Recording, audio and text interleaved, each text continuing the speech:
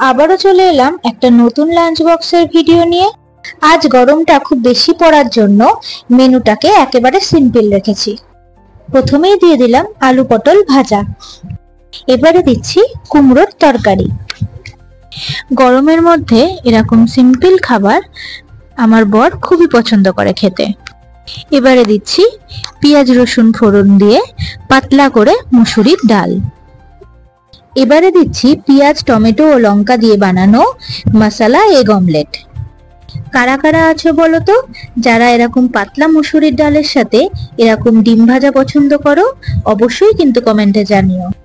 এবারে দিচ্ছি দুপুর বেলার সবার পছন্দের গরম গরম ধোয়া ওঠা ভাত। আজ তাহলে এই পর্যন্তই, এবার তাহলে আসি। আবারও দেখা হবে বন্ধুরা আমার হাজবেন্ডের একটা নতুন লাঞ্চ বক্সের ভিডিও নিয়ে।